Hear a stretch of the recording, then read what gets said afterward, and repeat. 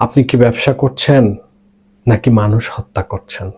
পবিত্র কোরআনের সূরা মায়েদার ৩২ নম্বর আয়াতে আল্লাহ তাআলা বলেন, যেই ব্যক্তি একজন মানুষকে হত্যা করলো সে যেন সমগ্র পৃথিবীর সব মানুষকে হত্যা করলো। আর এই হত্যা শুধু ছুরি দিয়ে আঘাত করে হত্যা বা গুলি করে কেউকে মেরে ফেললাম এটা দ্বারা বোঝায় না।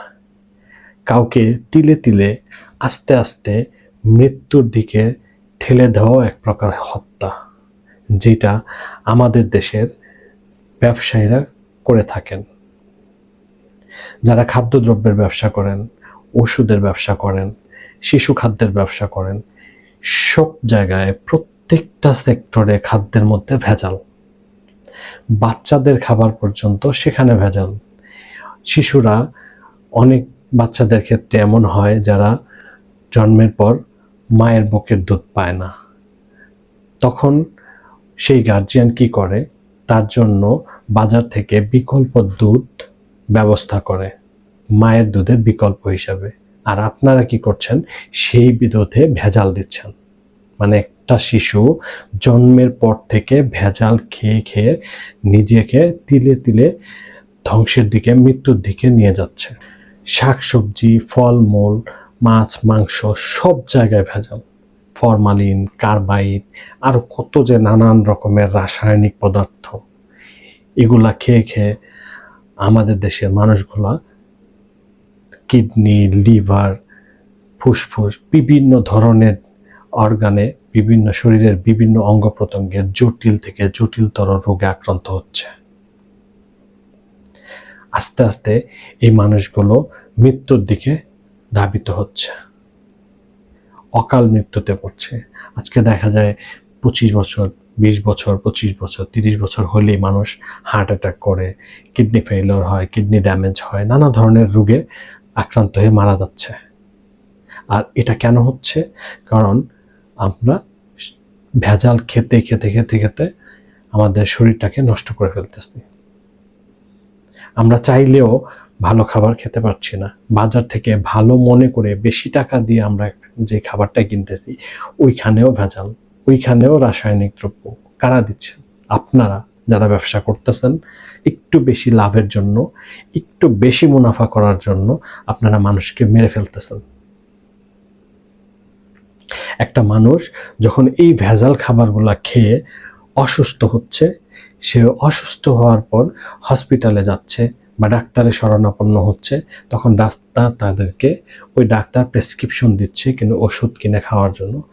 সেই ওষুধটা যে কিনতেছে, ওষুধটার মধ্যেও আপনারা ভেজাল মিশিয়ে দিয়েছেন।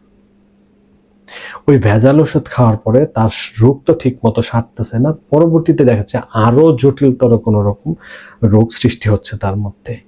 এইভাবে প্রতিটা ধাপে ধাপে আপনারা মানুষকে মেরে ফেলতেছেন। আমাদের এই পুরা জাতিটাকে আপনারা একটা বিকলাঙ্গ জাতি হিসেবে তৈরি করতেছেন। আর এর জন্য আপনার কি মনে হয় না যে আপনি একজন হত্যাকারী হিসাবে কিয়ামতের দিন আল্লাহর সামনে দাঁড়াবেন? অবশ্যই। আমি তো মনে করি যে একজন মানুষ হত্যা করা যে অপরাধ, তার চেয়ে বেশি অনেক। আপনারা তো লক্ষ লক্ষ কোটি কোটি মানুষকে হত্যা করতেছেন। আপনাদের এই ভেজাল খাবার খেয়ে দেশের লক্ষ লক্ষ মানুষ মৃত্যুর দিকে ধাবিত হচ্ছে। যেখানে এই লক্ষ লক্ষ মানুষ, কোটি কোটি মানুষের হত্যার দায় তো আপনাদের ঘাড়েই পড়বে। আপনারা তাদেরকে খুন করতেছেন, জেনে বুঝে তাদেরকে স্লো পয়জন দিচ্ছেন, তাদেরকে মেরে ফেলতেছেন। আর সেই কারণে এখনো সময় আছে ভাই। ভালো হন, সৎ হন, হালালভাবে ব্যবসা করেন। ব্যবসাকে তো আল্লাহ হালাল করছে, তাই না? সুদ হারাম, ব্যবসাকে করেছেন হালাল। বাট সেই হালাল হওয়ার জন্য আপনার ব্যবসার তরিকা এবং পদ্ধতিটাকে তো হালাল হতে হবে। সঠিক পণ্য, হালাল পণ্যের ব্যবসা করতে হবে। মানুষকে ঠকানো যাবে না, প্রতারণা করা যাবে না, ওজনে কম দেওয়া যাবে না, পণ্যে ভেজাল দেওয়া যাবে না। আপনি সঠিকভাবে ব্যবসা করেন, হালালভাবে উপার্জন করেন, আপনি ভালো থাকেন, দেশের মানুষকে ভালো রাখেন। তাই আপনাদের কাছে বলি ভাই, আপনারা যারা ব্যবসা করতেছেন, আপনাদের দুই হাত ধরে বলতেছি ভাই, এখন থেকে আজকে থেকে প্রতিজ্ঞা করেন। আর অতীতে যত ভুল করেছেন আল্লাহর কাছে মাফ চান, আল্লাহ মাফ করে দিবেন। আজকে থেকে প্রতিজ্ঞা করেন, আর জীবনে কখনো খাবারে ভেজাল দিব না, ওষুধে ভেজাল দিব না, মানুষকে প্রতারণা করব না, ওজনে কম দিব না, মানুষকে ঠকাবো না। আসেন সবাই মিলে প্রতিজ্ঞা করি, আমরা সৎভাবে ব্যবসা করব, নিজে বাঁচবো, নিজে ভালো থাকবো, আমাদের দেশের মানুষকে সবাইকে ভালো রাখবো। সবাই ভালো থাকবেন। আল্লাহ হাফেজ।